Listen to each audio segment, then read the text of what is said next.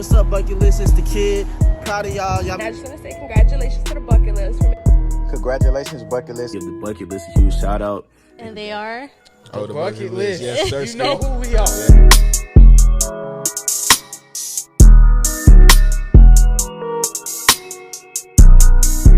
And we're back with another episode. You know what it is. It's KG Money Green. I got Dunlap over here, The Connect. What's up? yes, sir. And today we have a very, very special guest. We had a social distance all the way across the globe.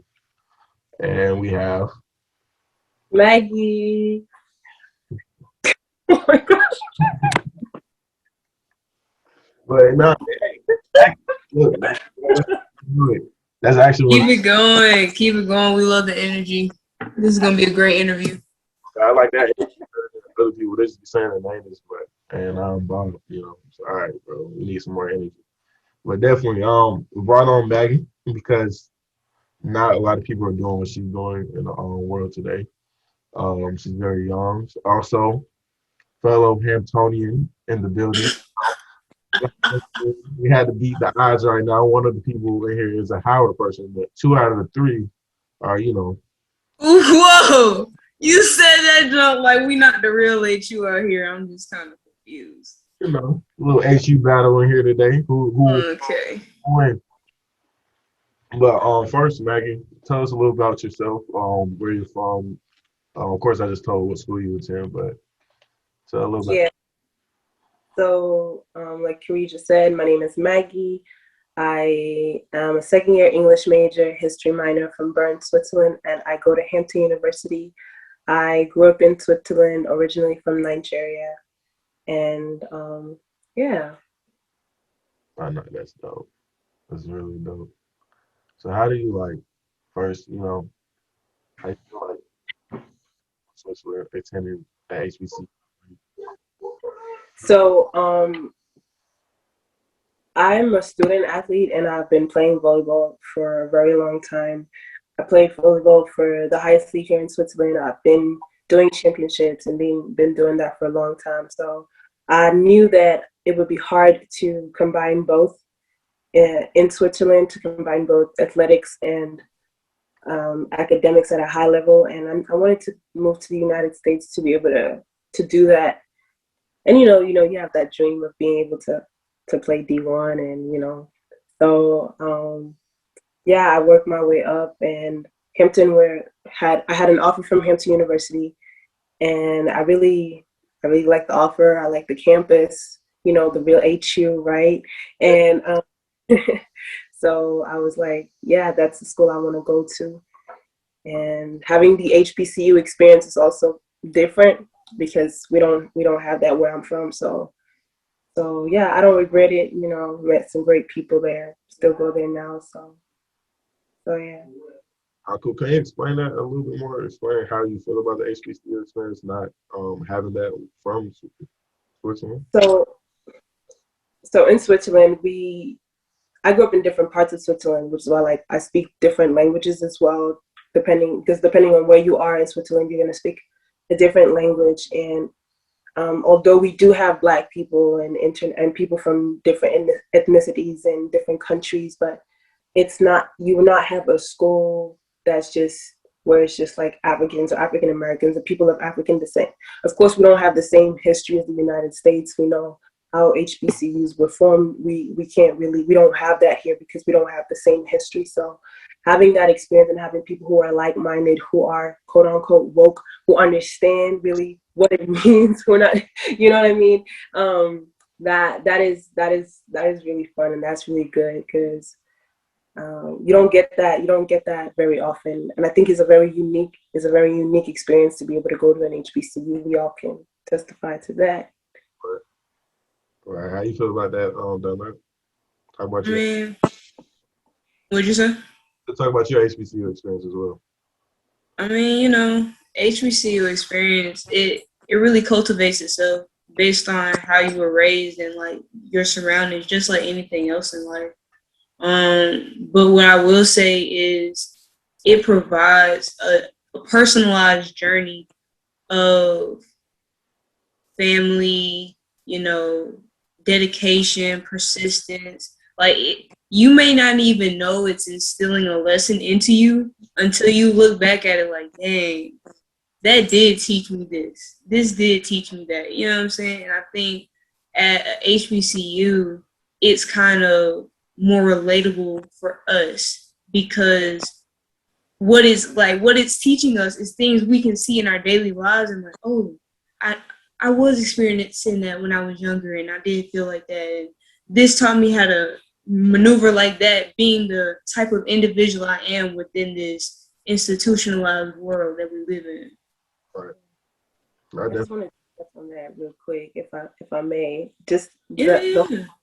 I don't know. I don't want to cut nobody, but just having a curriculum that's, you know, relatable, like you said, and having representation on campus. Like I never had I think one time in primary school I had a Black professor, but going to an HBC, you see Black professors, you see Black, you know, business owners, you see people who are succeeding on a daily basis, and you see Black excellence, you know. And so it kind of breaks the stereotype. I don't know how y'all grew up, but I didn't necessarily grow up seeing Black people predominantly in those, you know, in those fields. So it also helps to see and to show that, look, it is possible, you know. Like if you go to a white institution or a different type of school, most likely the curriculum won't be built to, you know, to be around people like you or to suit you or to go with your day-to-day life. But I feel like in an HBCU, that's the case. Like the history class that I took, that I'm still taking, is the history of the United States from the perspective of Black women. And I feel like if it was just another What? Yeah, Korea. What textbooks are y'all reading? Like, that actually sounds fire. I'm not gonna care. Right. But you still learn the history of the United States, but because you're from a perspective that you can relate to, it actually helps you to memorize this stuff. It actually makes you even more interested. Whereas normally you would just look at it from a white man's perspective, and it's not the same thing, you know.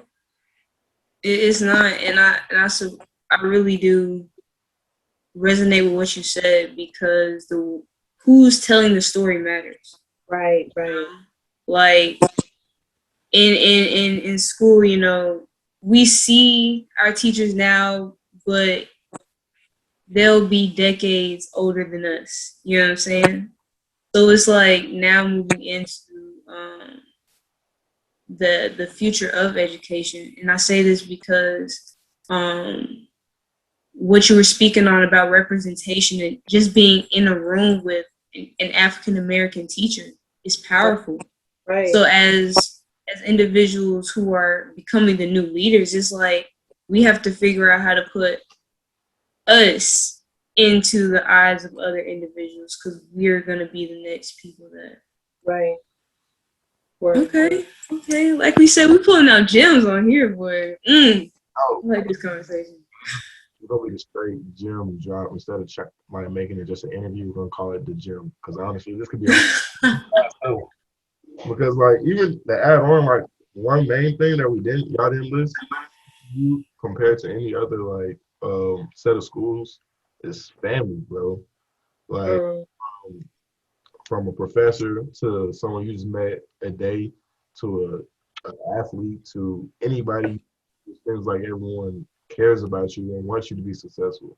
That's the one I feel like I didn't pick a PWI for. I want to be around someone that I can truly always relate to, because if I can't relate to you, I know you're not gonna probably help me to push me forward. Because if you can't relate to me, why would you even try to help me push forward? Because you don't know my struggle at the same time. So then let's talk about being a D1 athlete, though. I know you say you spoke on you were played at the highest level in Switzerland. Right. Explain being a D1 athlete and what's the highest level like. What's the difference? No, what was the highest level you played in Switzerland? Oh, it's also D1, but it's like you have more foreign players, because it's not like in the United States where it's a college D1. It's like a D1 with just, you can have people from anywhere. that was also an interesting experience. I was able to play with players from the United States already then before moving, who had gone to other schools. So that gave me a little insight on what it is to play with people who don't look like you, don't think like you, don't come from the same background as you come from, who come from different parts of the world. So yeah, being a D1 at Hampton University is also interesting. Like we trying on the volleyball team, you know, we're trying. We need to try harder, but we're trying. This season is gonna be good though. I have faith. But yeah, it's a lot. Like throughout high school, even middle school, actually, it's a lot that you gotta sacrifice. You know, it's a lot of dedication. It's a lot of time. You have to learn to be disciplined at a very young age. And I feel like, honestly, that those lessons that I learned from being a young student athlete, like I carry them on also to different aspects of my life. Like being a student athlete, like I was just always busy. I just used to being super busy, having class and then having to run to practice and then having to do my homework and then having to do this. So right now, as an adult, if I'm not busy or if I'm not like, if I feel like, yo, I have too much free time, I'm going to look to do something and to be productive because I feel like I'm wasting time and I'm not used to it. And that's also kind of where, you know, the book comes in or other things come in where I'm like, listen, right now I don't have practice. It's COVID. I can't just be sitting out here because it doesn't work with me. It doesn't function with me. I'm not used to it. My body's not used to it. I feel like Sierra wants to say something. Who me? I think Sierra was agreeing with you. Right, 1, 2. Yeah. Like, gym drops for real, because even then she said like it's the point, and you stated that it's the point of like not wanting to stop doing stuff. Like you want to always feel like you're doing something successful. And then Right. I guess that was my next question is how did you use that dedication of sports and to use that sports making your book? The dedication. I'm sorry, I didn't hear you very well. Dedication and the drive through sports. How did you use that in like making a book? Yeah, so I started writing the book a while back while I was still, you know, on campus and everything, even before.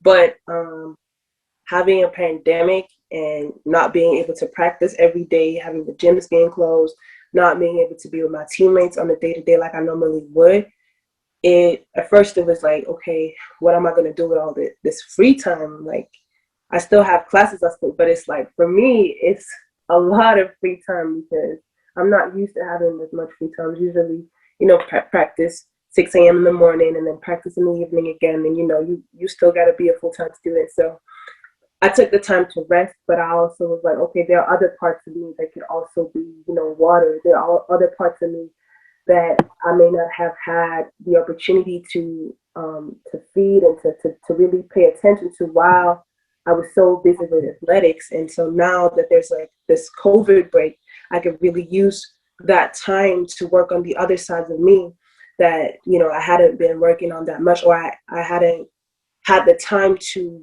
pour so much into. And so that's where the book comes in. It's like something that was already, you know, already in me. And I was like, okay, now is the time because I don't know when I'm ever going to have as much time as this, you know, again, having other things to do, still being an athlete, still being a student.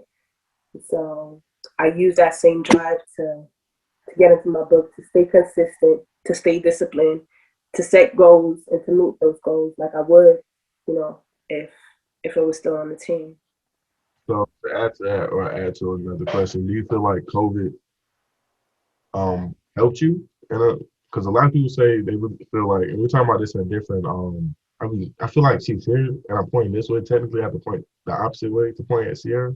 But like you were saying that we were having an interview recently and we were talking about how COVID helps people feel like it's a setback. And I was talking sometimes it can blossom into something really see coming. So do you feel like COVID pushed you to be or was it kind of a setback? So I don't think it was a setback. I don't really look at things like that, to be honest. I think, of course, COVID brought a lot of unexpected situations and people didn't really know what was going to come next and everything was closed. But I didn't look at it as a setback. Instead, I looked inside and I prayed about it. Like, okay, what is there in me? What can I do in this season?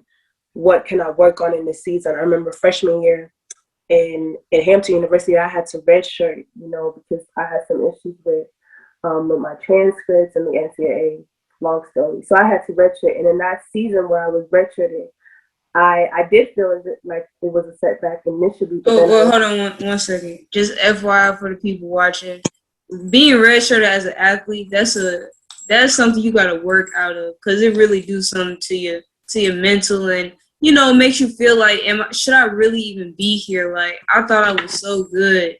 You know what I'm saying? So it provides its own journey, like, you have to work through, just to give y'all context on, like, what it means to be redshirted. You know what I'm saying? Right. Yeah. And it was because it wasn't even like my coach that redshirted me. I had to be redshirted by the NCAA, so it was completely against my will and power. And at that moment, it felt like it was a setback. But then, I had my little breakdown, whatever. And then it was like, okay, what can I do in this season? What can I work on? And so I spent that time really working on getting better as an athlete overall, working more like in the gym while like my teammates, they were like playing the games or traveling to certain places that I couldn't necessarily go to at that time. I would spend that time working more in the gym. So I became a much better athlete overall. I became faster, I became stronger. I was more explosive. And so I think I kept that same when COVID hit, and I was like, listen, y'all, I've been through this already. Like, what else is there? What else can I work on? And so, yeah, it's just, I think, having a different approach and looking at life a little bit differently. But I understand, some people lost their jobs. Some people lost, a lot of money. So for me personally, it was more of a push, rest, but there are other ways and there are other places that you can push, Yeah, and I think what I like about what we discussed so far is attributing to what we said earlier, like our journeys at our HBCU gave us a different perspective, not just in life and in the world, but on ourselves as well. Like you indicated, like being in this new inclusive space during COVID, brought out the side of you, okay, so I'm not busy doing athletic things. What can I be doing for me creatively? And that was your tool, that wound up being your tool to, utilize your time effectively. So I guess after, highlighting all of that for us, can you give us a breakdown of what it was like to figure out, okay, I need to do a book. This is what I'm going to do the book on. How do I draw out the words to portray what I'm actually trying to, make people feel through what I, I'm saying, am trying to produce and create. And this is just for the people that need someone to resonate with. Like we said earlier, like if we don't understand the different levels of our successes, how can someone else be like, oh, okay, I can see myself or I can see, my struggle in that person's success as well. So again, can you just explain that process to us and how that was for you? Yeah, sure. So I actually decided that I was going to write a book like long before COVID hit. I mean, long before, a while before. And I already started working on it. I had some poems that I had written, but it wasn't like a collection, where you have poems that you write. I took this class at Hampton called, it's a poetry class, and it's taught by, a poet himself. And in that class, you really learn how to write. I mean, I already wrote poems before that, but you learn how to really like write better and how to be a better poet and be a better writer. So I definitely utilized that class to work on my poems even more. And I already knew when I first began to write, I knew what I wanted the book to be about. But then it really was about taking the time and spending the time to listen to myself, to be able to share what it is that I feel, to study myself, to be able to understand myself, and to be able to share. And so that's really what took time with the book. Writing the poem itself wasn't that long, but I had to come to the understanding. I had to allow myself to be taught. You know what I mean? I had to spend that time alone. I had to spend that time in prayer. I had to, spend that time away from. Yes, ma'am. Yes, ma'am. Able to come back with a lesson and then write that down and then bring it to the world. So you got some poems in the book that are very short, but it's the time behind it that I was able to like come to this realization, come to this understanding, and then bring that to you. And that's kind of what the book is about, is that whole journey. Okay, once I have that one piece, okay, now we go into the next level. Let's unravel it. Okay, what else is there? Pack. Next page. And then it was really about bringing the whole thing together and making it, making it make sense, making it fluent. And as an English major, I do that a lot when I'm writing research papers or, essays. I write so much per week. So I'm used to having to structure things, in the right way and to make things fluent and to make things appealing to the ear and everything. So I think that also contributed in a way. But that took time. It took a lot of time, but yeah. Yeah, so then my question is gonna be like, how'd you pick the title? The title is a pathway through survival. And also the artwork. If you haven't seen the cover, what we're gonna do is actually put the cover at the beginning of this video. Oh, boom. Boom. Oh. Yeah, but you can put it though. But now, how'd you show it one more time? Because I want to explain it, let the audience see for real. Like, how'd you pick this artwork to match the title and the pathway? Ooh, that's a powerful image right there. Because the image has a few leaves on the ground, right? And It looks like in the middle of a desert, but a rose is still choosing to bloom and bust through the cracks. You know what I'm saying? Wow. The sun rays only pointed at the rose. It could have picked anything else in the desert, but why did you pick the rose? It's still life out of a dry situation. Y'all gonna have to read these poems to understand it. So, pathway through survival. Honestly, it's gonna sound so cliche, but that title came to me. I knew that was gonna be the title. I just know, like, I have a very strong relationship with God. Sometimes He just, just tells me. So I knew that was. I didn't look for it. I didn't Google it. I didn't search for it. That was one of the things that I just knew that was going to be the title. For the image, I'm also a very visual person. Usually when I'm writing my poems, I can see the image before I describe it. Like if I want to write a metaphor about a scene, I can vividly see the scene, and then I choose the right words to describe the scene. And so for the cover, this was exactly what I saw. It was very precise in my image. In my image, I knew this was what I wanted. And at first, I was gonna choose a different cover, but then I was like, no, this is not the image that's in my heart. This is not the image that I keep seeing that goes with this title. This is not it. So when I knew that this was precisely it, and of course everything is symbolic, and if you read the book and analyze the book, then you might have a little bit of an idea what means what. But it's definitely a flower growing towards hope, and I knew that was what I wanted. So when I gave it to the book designer for the cover, I was very precise with what I sketched and how I wanted things to be in every detail. Like, there are a lot of details on this cover, and I was like, yeah, because every detail has a meaning. So really, for the title, it was something that I just knew, and for the cover, it was something that I saw. Y'all heard what she said. Go get the book. Go get the book. She done said enough. She done shown y'all enough. Y'all see the strength and the power that's in that book. Go get the book. Enough said. Go what? Period. So my next question would be like, explain how poetry has helped you through life. And also, do you have an example? Okay. First. poem you ever wrote?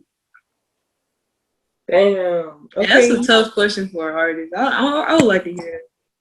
Okay. How poetry has helped me through life. Hmm. So I think I think just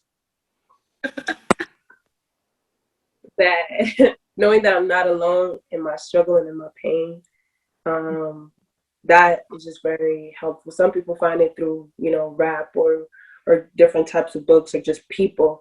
For me, it was really through like words and short verses and poetry, just knowing that whatever it is that I'm going through right now, whatever amount of sorrow or emotional turmoil that I'm feeling in the moment, like I'm not the first to have felt it, and other people have felt this before and have survived and have made it through and have written about it.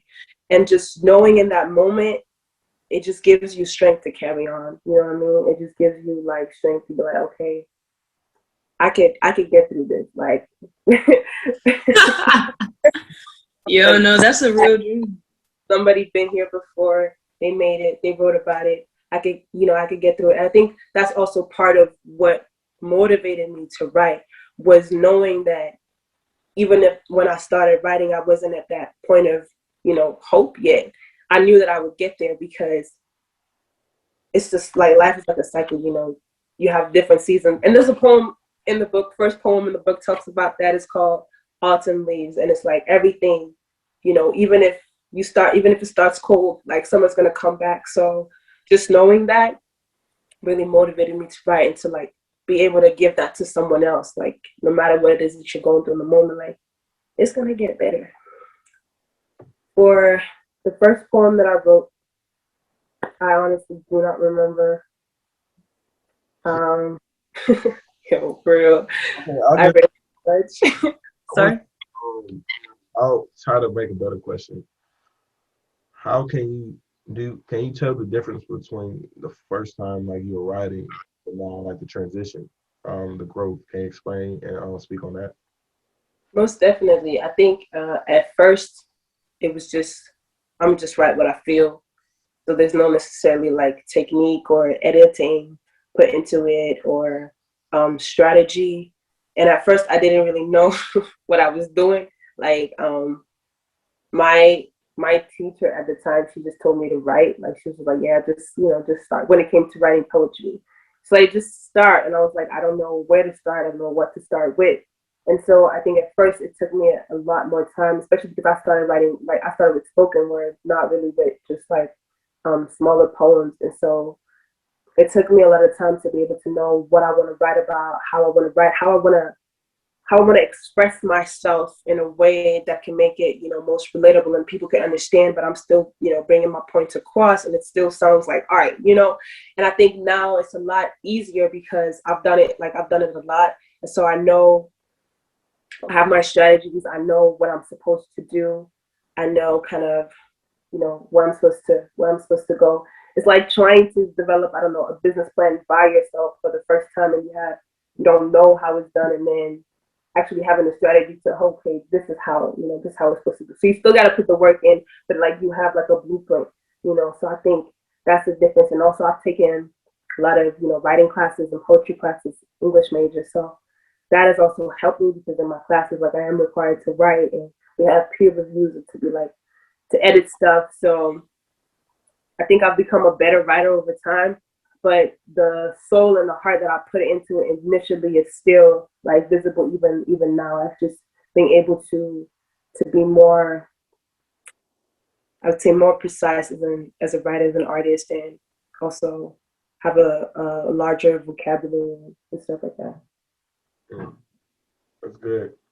One thing I meant to speak on in the beginning, and I feel like she's been very humble and she hasn't really spoke on it, Dunlap, is that she does the news in Switzerland. So my next question will be, even though this doesn't relate back to the book, but Yeah. explain that process of working in the news at a young age, and how do you use that and working in that environment to now? That's so interesting because the first time I got like an offer for the news in Switzerland, it was through a spoken word poem that I had posted, and I was just like, it was the very first one, and I was just sharing it. I was like, I don't know really what I'm doing, but I'm gonna share this, like whatever. And so I think the right person watched it, and then invited me to his studio, and then it really just started from there. And the more everything just got bigger, I started, reading the news even more. And I think as a spoken word artist, already knowing how to, express yourself in front of like camera, how to share words, how to, make other people feel your emotions or, feel something when you're speaking, at least that can also be translated also when you're reading the news and you want to like keep the people who are watching engaged and keep them hooked. So yeah, it all comes back down to poetry, really, and being bold. And yeah. So, Yeah, I guess that kind of leads me into my question because KG sent me the poetry that you did on titled Creative, or was it Captives? captives, yeah. And I was listening to it and I felt so much power coming from the piece that you wrote about. And I guess my question is, from a person that, isn't tapped into that power of spoken word just yet, how is it being able to perform such a piece, taking in everything that you've learned from, the strength of your diction? Because even in the poetry piece, some of your dialect came out, you know what I'm saying? And I don't think it was planned, but like, how is it actually performing using all of that knowledge and wisdom you've gotten from your literature studies? Okay, that's a good question. I think I've noticed like when I'm performing or like when I'm doing different things, like a different side of me comes out. Like the way that I'm speaking to you right now is not the way that I would, perform a poem or a spoken word on stage or whatever.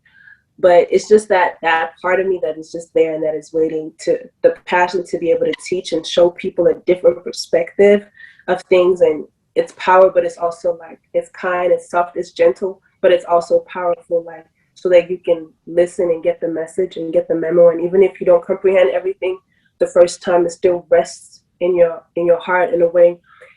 But also while I'm writing, especially if I know that I'm writing spoken word, I pay attention to like choose the words or go in a way that I know that this will sound right, that it will sound the way that I want it to sound when I'm speaking afterwards. Like I want it to be a certain way. I want these rhymes to be here. I choose my words carefully as well. I make sure that there's this melody. I don't like have it, but if there's a melody that I want to follow, like I would make sure that these words, they flow into that melody and then they flow into whatever it is that I want to share. And then I just go and I do my thing, you know what I mean? Yeah, okay. Soft on all the lips. Is that like I'll do in Atlanta or? This is gym drops. When we be doing this for our Oh, okay. You're that little Salt Bay dude. This was spicy. What I be saying is spicy. Right. On the actually, my other question. Also, a lot of people didn't know this if you don't follow her on Instagram. But you did have the #1 on Amazon hot new releases. So how proud were you when you saw that?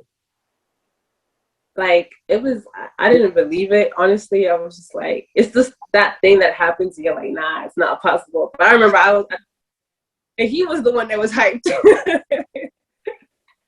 My dad was the one that was like hyped. He said, yeah, my daughter is oh yeah, this my daughter right here. Let me tell you something. Oh yeah, I'm gonna show you. I'm gonna show you tomorrow Sunday. I'm gonna show you on the little Zoom call. She did her thing. I got the footage for it. I like the proud dad. So I think I've learned not to always like share things in the moment. Like take the time to first receive and allow them to digest. So I took a screenshot. Of course, I was like, yeah, I'm gonna post this sometime, but I didn't post it immediately. I just like took the time to first realize, okay, wow, this is good. Like, I mean, not that it wasn't good, but like people are really, they're really digging it. You know, people are really, they're really going for it. So it took me time to realize like it was actually a thing. Like, okay, this book is really on the top, like African poetry and poetry by women. And then I shared, and then I shared it with the world. But I first had to digest it, and yeah. But my dad was the one hyping me up the most for real. That's real though, you know, having been. Oh, you're on mute, KG.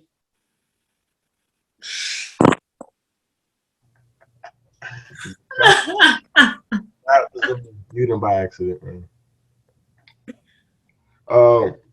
Yeah, I guess talking on that, to speak more on your dad or family members, how did you feel about that support from people around you to push your baby? The book is your baby. So how do you Yeah. feel about that support around you?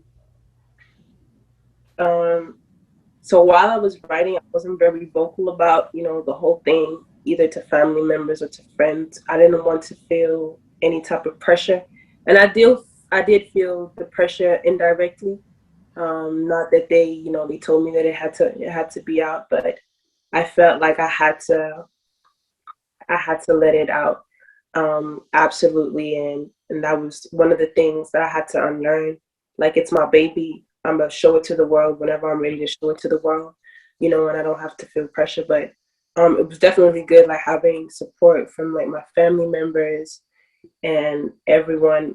Really, once it was out, once I was ready for it to be out, that was very encouraging as well. It was also very, very humbling because, like I said, it was a lot of people. I mean, there still are a lot of people that reading this book that I didn't even expect, like people from different industries and also relating to it. I think also as Black people, we have this like perception like, oh, you know, this person is not necessarily in tune with their emotions, or, you know, they don't really like poetry or this thing. But as soon as like the book came out, a lot of people were telling, oh yeah, you know, I write poems, like I used to write poems too, and I wrote about this and I wrote about that. And you see that on a day-to-day basis, it's not something that they would talk about. But then when you actually like have these conversations with them, you see that this is something that a lot of people can actually relate to. And that is also, in a sense, like I felt support, I felt encouraged by that as well. Be like, okay, I see that other people are actually understanding, and it's relatable for real, and that was the point. So yeah, the support was real. I think a lot of people can relate on that aspect because I know I can, as far as, you know, wanting to protect your baby until you're ready, and also being able to have that time to digest your own achievements, you know, because there are a lot of people that post first, then let everything come. Like, that can sometimes be overwhelming. So to know that, you know, you took the time to intentionally allow yourself just resonate with where you are in life right now, you know, because these are amazing accomplishments. And hey, we're happy for you here. No doubt. Okay. Thank you. One question before we go into the bucket list challenge, say is what do you want people reading the book?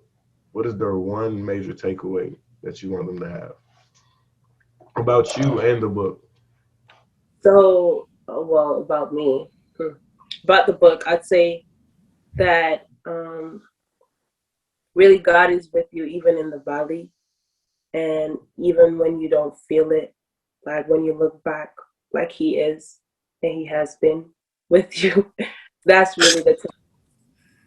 I don't want to too much away from the chapters. I like people to analyze it themselves. But when you look through the process, you may not see him there immediately because you're focused on your issues and you're focused on what you go through. But when you come and you look after in retrospect, and you see that really he's been guiding you, he's been protecting you, he's been there. And sometimes we put a lot of emphasis and a lot of we focus a lot on our issues, and we focus a lot on things that are going wrong, and we fail to see that he's already like given us the power to like push these things aside, and giving us the power to like step on these rocks, and he's given us a lot of power, but sometimes we don't know how much power is like in our own wings. And so we just stay there and we allow little obstacles to try to like stop us when we could fly above them. Come on, can I get an amen, somebody? My bad, I'm still on you. At this point, bro, Yo. minors in here, they're all the gems, bro. Say, preach, pastor, preach. Amen. That's real though. And my bad, like for real, that's a lot of people, I guess, like, of course, like, I'm not even going to talk about the audience because we got the best audience in the world. They're educated. They're going to listen and take gems. But like a lot of things you said can really go over people's head, because I feel like people sometimes aren't disconnected with God because like they're not disconnected because they don't want to be, but they're scared of what that connection can do. And you speak on it, and the way that you just speak about it within the book or your daily life, I can tell God has a great impact on you. And that wasn't no question or no statement. I just honestly just wanted to say that. Like, yeah, my bad. No, you're Nah. got real quiet. It was like, whoa, but now like. I mean, because like y'all said, like this is powerful stuff. Like this is years of being intentional with building that type of connection. Because I know it didn't take you 2 days, right? Like, you know what I'm saying? This ain't no, oh, tomorrow I'm gonna be just as, nah, this is something you have to work at, be intentional with, and allow it to grow and evolve you. Because like you said, it's gonna be highs, lows, highs, and it's gonna keep going, but they're just gonna show up in different ways. So it's important for us to be talking about this type of stuff and actually let it, resolve within ourselves, because this is something that we can apply to our own life. You know what I'm saying? Because everybody comes at those different levels at different times. So, it's just a matter of your divine timing and the timeline that's set forth for you. Right.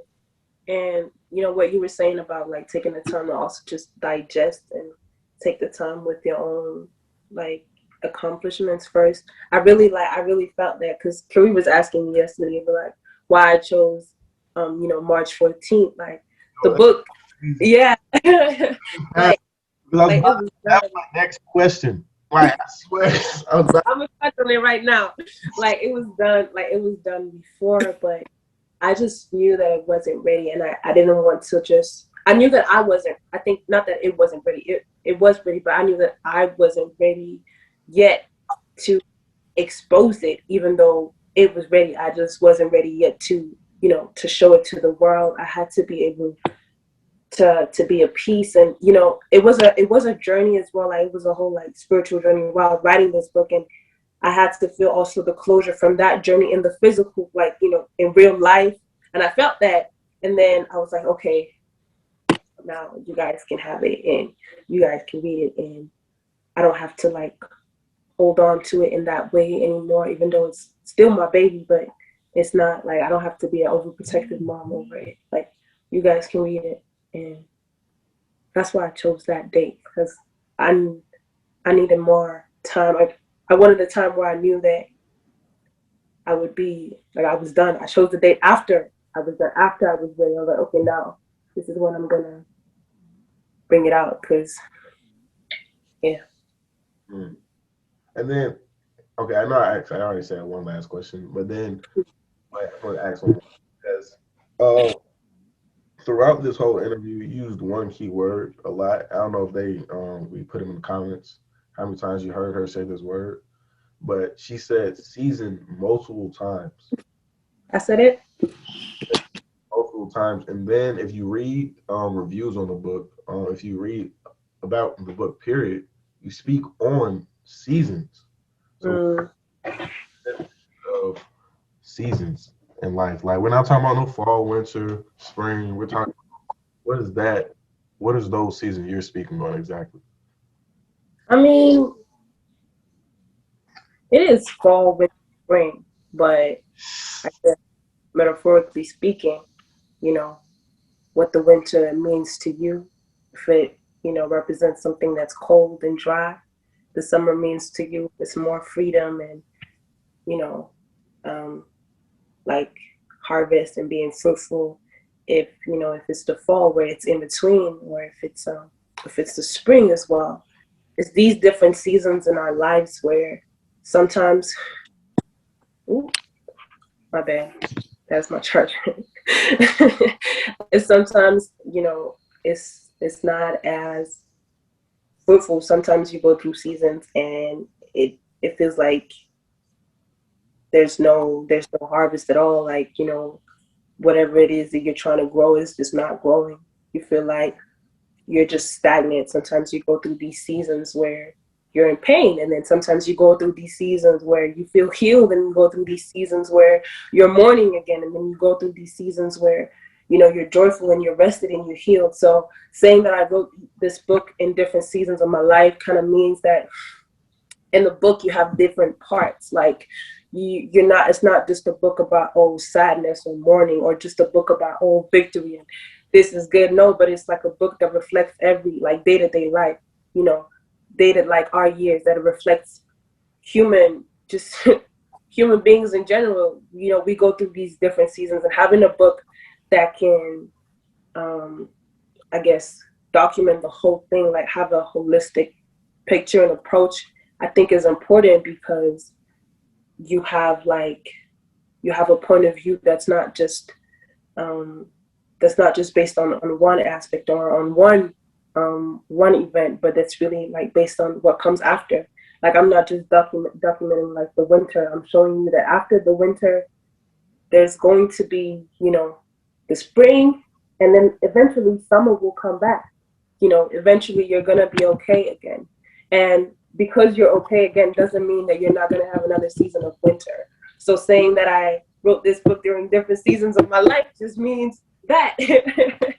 And yeah, but actually the book starts with a poem that speaks to seasons, and I mentioned these different seasons. And now that you know kind of what it's about, I guess when you read it, you'll be able to understand a little bit better. Ooh. I just feel like I was at a whole inspirational seminar or something. You know what I'm saying? Like, ooh. Listen, bro, no cap, like seriously. But it's the last 10, 15 minutes. Yeah, I know what I'm about to say that. If y'all don't know by now, bro, KG, I got this, man. If y'all don't know by now, it is the bucket list challenge. We're gonna go inside the bucket. We're gonna pull out a challenge, and we're all gonna do it since we're on this virtual platform today. So, KG, take it away. What we got? What we got in the bucket?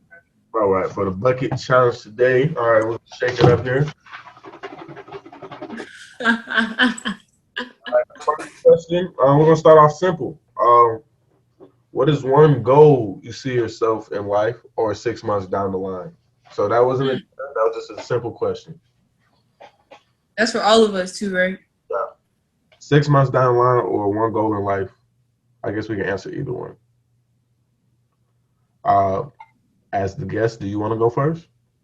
Okay. So one goal, I think, in life, or I'm gonna say like 6 months. I want to own a car. I don't have a car, so I would like to own a car. That would be good. That's what comes to my mind. I only have 10 seconds to think. So. You like that? Also, we talked about something yesterday that I want to bring up. Mm. After we go back around. All right, Sierra. I bet. So in 6 months, it's just looking very lucrative business wise. I'll say that I am in the season of, withholding my business babies before I share it to the public. So I'm just excited right now and building, and I see them launching very successfully within 6 months. Within the year, catch us at Washington D.C. Well, catch me in Washington D.C. You know what I'm saying? We finishing out this senior year at Howard. Getting my cap and gown ready. You know what I'm saying? we gonna get we getting that degree. You know what I'm saying? That's that 1 year plan. Definitely not changing. 6 months down the line for me. Um, you know, I want the bucket list again. I know I talk about this all the time, but I gotta get this global. It's time to try to push this to a different aspect more than so it can have a real impact on the people. Also on me personally, I'm ready to touch back down on the campus.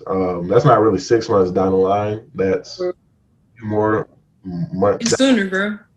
Yeah, but like Sooner than that. when I was talking about this yesterday, I missed the environment, and I'm Right. not getting that. Like I walking dorm to class or library to CAF or wherever you have to. I miss the people. I miss the in person talking to the professor. I miss okay, well, like I do got a later designing, but like I'm sorry, professor, but like ooh, Thanks. if I come if I come tomorrow on Saturday in the morning, can I? All right, yeah, I miss. Right. I'm tired of emailing you. I'm tired of. I want to actually see you again. I think that's the whole thing I miss. And that's why I'm ready for 6 months down the line. Also, well, I want to talk about what I talked about with her yesterday. I didn't know they didn't have a prom, bro. Where in Switzerland or her school, like I didn't know that. So yeah, I just want to throw that out there because I thought I was the only one that didn't know. But No, yeah, I didn't know that either. No, Yeah, I not think, prom. dang, I think that's just a testament to like what you were saying earlier, though. Like the fact that you were, attributed to being in a foreign country, but still being able to surround yourself with people that were not immediately from your country or like the United States playing over there, and now you're being able to play over here. I think that's a true testament because like I know I'll most definitely be thinking everybody got a prom, but dang, not everybody got a prom, y'all. Not everybody got some people document, and then they went home. Right, like, hey, it's a lot of gems that being dropped in here. Give us the next challenge. Give us the next challenge. next challenge is going to be turn your Zoom background to something different and crazy. So if you got one in mind, that's what you have to do. Okay. No virtual activities today. Something different and crazy. Multiple options here. I think this one is gonna be for me.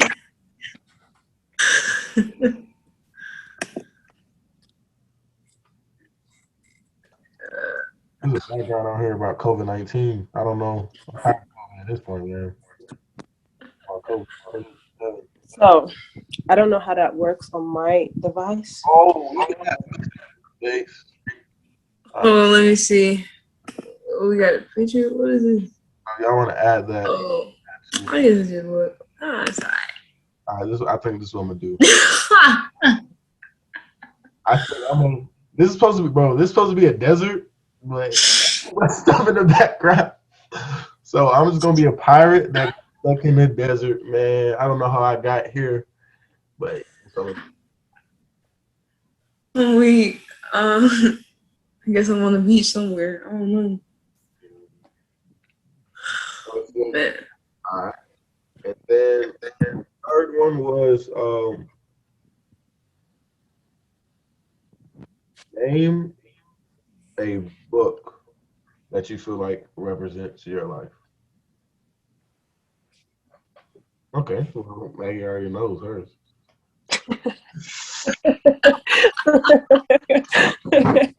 Definitely. A That's Pathway facts. to Survival by Margaret O. Daramola.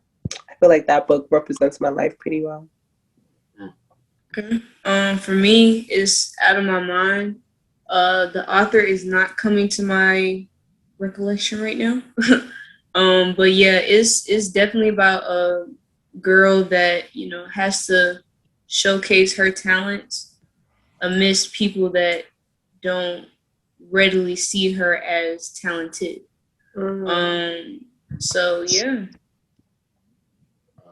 I forgot the title. I don't know why I made these questions and then I forget the title of the book on the spot. But the owner of the Falcons, Arthur Blank, he wrote a book speaking on how he became basically a billionaire and his whole process and his mindset throughout life. If you didn't know, like I'm a big Falcons fan, and I've had meetings with this one meeting with Arthur Blank, but like this book speaks to me because I love business on that side. And then this isn't really a dare, but what did it say? If you can pick one word that describes you, what can it be?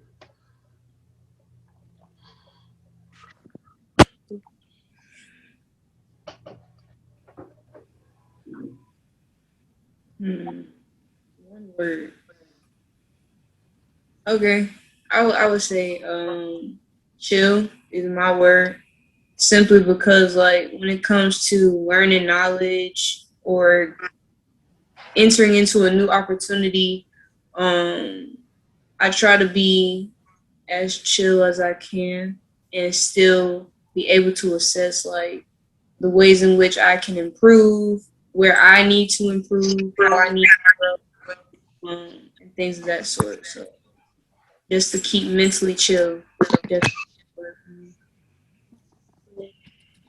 Um, I guess my word would be dedicated. Once I find something that's very passionate about, okay, yeah, I guess passionate would have been a good word too. But if something I'm very passionate about, I can get to it. I want to push through everyone around me. I try to push them to the same goal. I love to be dedicated because if you can't be dedicated through life, I just feel like you're just still in the same place, and I can't be in the same place because I have too many goals I want to do. And Very, yes, oh, okay, yeah. So for me, it would be ambitious. I think I definitely go for the things that I want, and I have goals in life, and I don't set limits on myself. Like, people be like, "Oh, you're already a student athlete. Like, you can't do this, this, that, and the other. You can't be interested in other things. You just gotta, focus on one thing." But I think having ambition and being able to think outside of the box and ultimately realizing that there is no box, just an illusion. mm, Yeah. that was yeah. We're gonna definitely. That's a great note to end on. Actually, so, okay. Before we end, where can they find your social media? Where can they find you at? Also tell them about that website you do have, and then where can they order the book as well? Link in bio. In the bio. So well, I do have a website. It's maggiedaramola.com. You can follow me on Instagram, maggie.daramola, and you can get the book off of different websites, but the easiest would be to order it on Amazon, amazon.com. It's called A Pathway to Survival. So, yeah. All right, last thing. I'm KG Money Green. Young Love to Connect.